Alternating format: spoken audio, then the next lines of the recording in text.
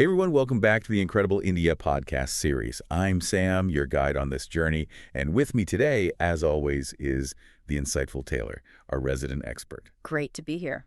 Today we're embarking on a really special deep dive. We've got this amazing collection of untold stories about India that you sent us. Yeah, a fascinating stack of sources, actually. Articles, bits of research, some historical accounts. Exactly.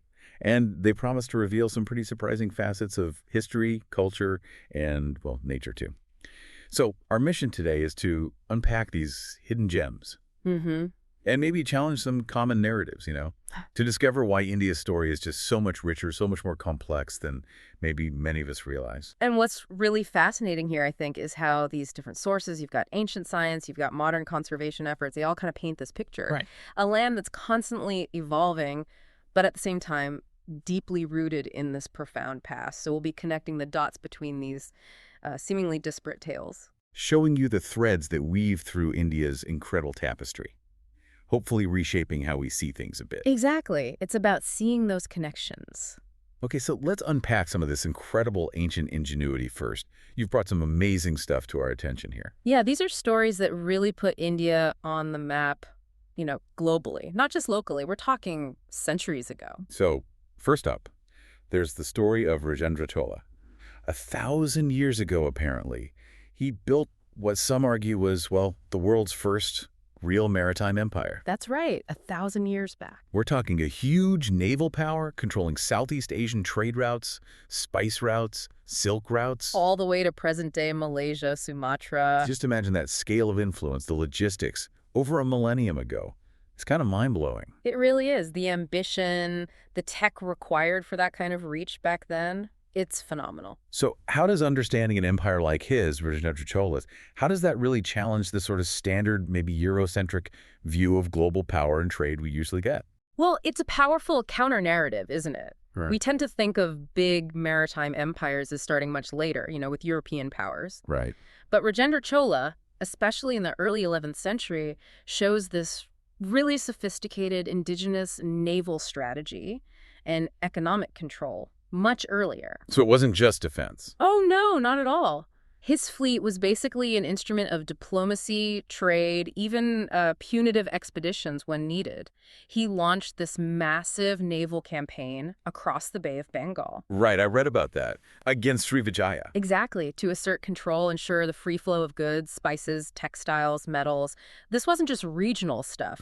It was a complex system shaping economies across Asia. It proves that these intricate global trade routes and, naval supremacy, they weren't exclusively modern or Western ideas. It really makes you reconsider where the centers of global power actually were back then. Definitely. Early second millennium, things looked quite different. Okay, but what if we go even further back? Not just empires, but like abstract thought. Stuff that underpins our modern world. Ah, you're leading into the next one. Yeah, this source talks about the Surya Siddhanta. Yeah. It describes it as this ancient treatise, maybe based on traditions going back 9,000 years. 9,000 years. It's hard to wrap your head around. And it explains complex stuff. Trigonometry, the Earth being spherical, measuring equinoxes, solstices. 9,000 years. It is mind-boggling. And the key insight here, I think, is that these complex, predictive models of the cosmos, using advanced math like trig, knowing the Earth was a sphere. Yeah. That wasn't just, later Greek or European thinking.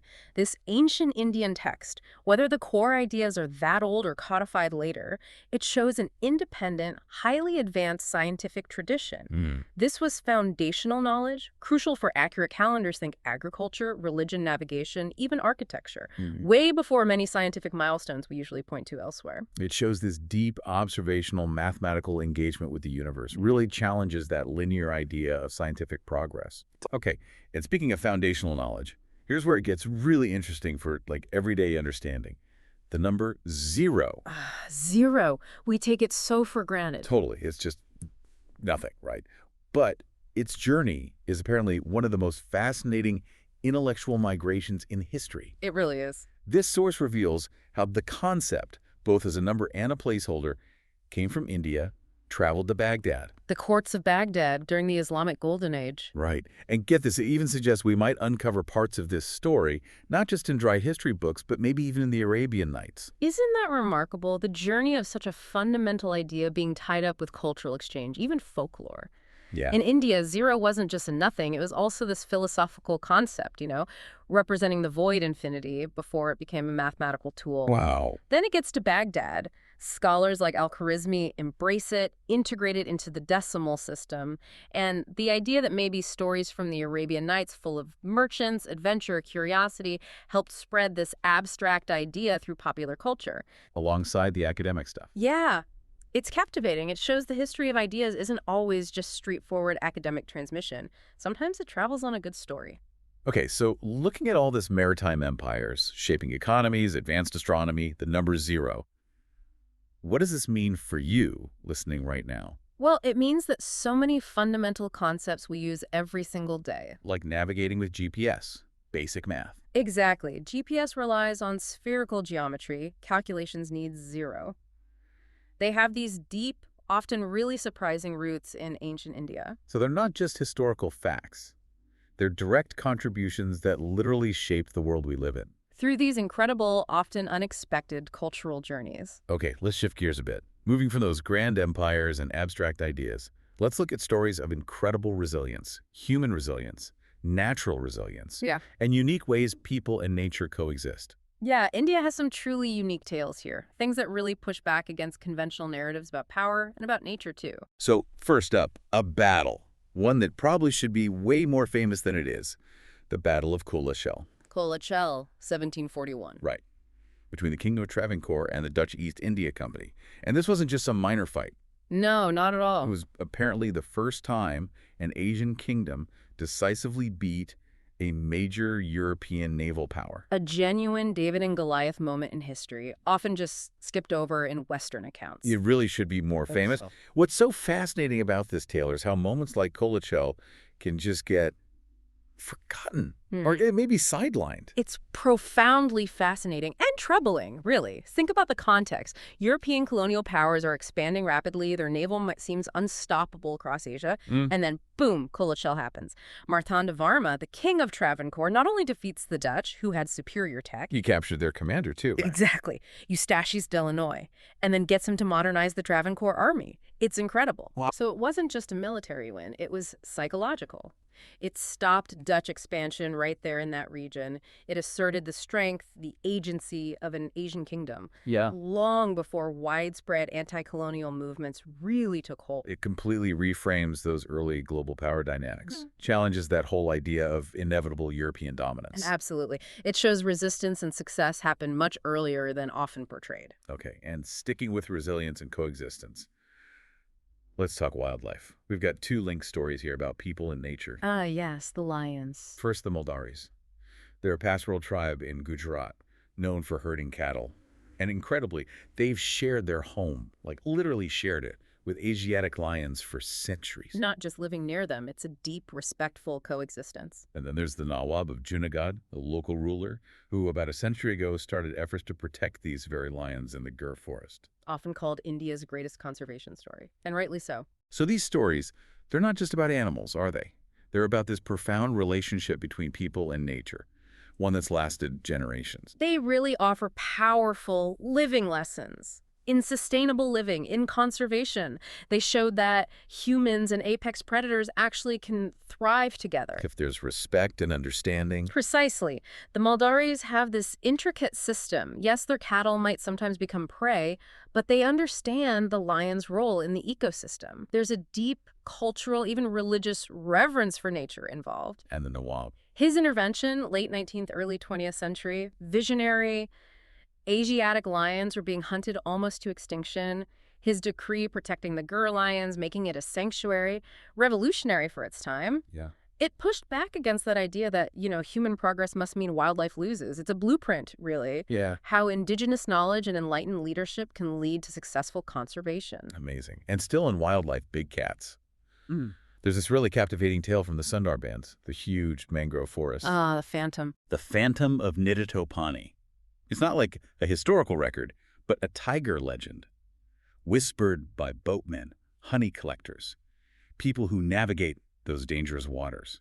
It's about this particularly cunning, elusive tiger, almost a spirit of the forest. It really embodies the mystery, the raw power of nature there, doesn't it? Yeah. But in a very cultural way. It does, and this raises an important point about how local communities interpret their environment, how they weave it into their culture. Right. The legend of the phantom, it's not just a spooky story. It's a powerful metaphor for the dangers and the respect needed to live in the Sundarbans. It's a way to process the real risk of tigers. Exactly. To teach cautionary tales, reinforce reverence for the environment, imbue it with spiritual meaning. These legends become vital cultural artifacts, part survival wisdom, part ecological understanding, part spiritual connection. So these stories, the battle, the lions, the phantom tiger, they're not just cool anecdotes. Not at all. They show you the side of India where history is shaped by unexpected victories, where conservation isn't just some modern policy. It's a way of life, centuries old. Woven into legends, into daily existence, a deep respect for heritage and habitat. Beautifully put. Okay, finally, let's explore some cultural threads, some surprising personal connections maybe, that weave through India's tapestry, showing how far its influence reaches, sometimes in really unexpected ways. Yeah, these connections can be quite revealing. Right. So this next one, this might be a real aha moment for a lot of people. George Orwell. 1984, Animal Farm. Iconic. He had forgotten Indian roots, not just born somewhere in the British Empire, but specifically in Motihari, Bihar, British India. His father was in the opium department, part of the colonial administration. Exactly. So imagine, the author who so brilliantly dissected totalitarianism empire, he took his first breath in the same area where Gandhi launched his Champaran Satyagraha. A major anti-colonial movement just a few years later in the same district. The irony is thick. It's an incredible intersection, isn't it? Personal history, global events. It really is. And what's fascinating is how these seemingly small biographical details can actually deepen our understanding of someone like Orwell. How so? Well, even though he left India as a baby, his very existence there, his father's role, it placed him right at the heart of that imperial project he'd later critiqued so fiercely. That background, maybe even subconsciously, must have fed into his later critiques of power, injustice, authority. It gives you a different lens, maybe, for reading his work. Shows how place can subtly shape worldview. That's really interesting. Okay, from literary giants to, well, sensory delights. Ah, the smells. Yeah. Our deep dive takes us on what this source calls an olfactory pilgrimage to Kanash, India's ancient perfume capital. A living museum of scent. Right. Not just a city, but a place where ancient perfume-making techniques are still thriving today. Imagine smelling scents crafted using methods hundreds, maybe thousands of years old. It really makes you think about preserving traditional crafts, doesn't it? And the cultural weight of scent itself. Kanauja's perfumers, the Itarwalas, they still use this traditional Degbapka method, hydrodistillation, passed down through generations. Creating natural attars. Yeah, from flowers like rose, jasmine, even from earth itself, capturing the scent of the first rain on dry soil. They're not just fragrances. It's the liquid history. Exactly, connecting us to this heritage that engages all our senses, and it highlights the sophistication of ancient India's luxury trade, too. Wow. Okay, and finally, let's touch on one of India's most vibrant celebrations, Ganesh Chaturthi. A truly massive festival. Not just one day, right? It's a 10-day festival marking the birth of Lord Ganesha. The remover of obstacles, the Lord of wisdom and prosperity. It's just this explosion of new beginnings, wisdom, unity, bringing millions together. It's spectacular. It really is. And if you connect it to the bigger picture, festivals like Ganesh Chaturthi aren't just religious events. They're these powerful, dynamic expressions of community, cultural identity. They highlight themes of collective hope, shared wisdom, the unifying pulse of this incredibly diverse nation, even the symbolism of Ganesha himself, the large head for wisdom, big ears for listening. Small mouth for speaking less. Right. Profound life lessons embedded right there. Right. And the community aspect, making the idols, the processions, the shared food, it fosters social cohesion, artistic expression, a powerful sense of belonging, shows the multifaceted richness of India's heritage. So from Orwell's birthplace to ancient perfumes to vibrant festivals, These stories really show you how deep culture runs, how interconnected things are. Absolutely. Okay, so if we pull all these threads together, ancient science, maritime empires, people living with lions, Orwell's roots, Kanauja's sense, Ganesh Chaturthi, Yeah, if we connect all these narratives, really highlights how India's untold stories are constantly redefining our understanding, not just of India, but of global history, human potential. they're not footnotes. They're central chapters that really demand our attention. They offer fresh perspectives on innovation, resilience, coexistence. It really makes you wonder, doesn't it? How many other pivotal stories are still out there, waiting to be rediscovered? Not just in India, but all around the world. Narratives that could fundamentally shift how we see history, how we see our shared human journey. Hmm, something to definitely ponder. Yeah. And that brings us to the end of another deep dive. It's been fascinating exploring these untold stories of India with you, revealing its layers, history, culture, that deep connection with nature. Always a pleasure. There's always more to uncover. There really is. Now, if you, listening, decide you want to experience some of this richness firsthand and travel to India, we do have a recommendation. Yes. Five Senses Tours. They organize tours across India, focusing on really immersive cultural experiences. Getting beyond the surface level stuff. Exactly. You can email them at contact@fivesensestours.com. That's the number 5, SENSESTOURS.com. Contact@fivesensestours.com. Or you can WhatsApp them at +919 845 677 446. Plus 919-845-67746. Got it. Perfect. Thanks again for joining us. Thank you.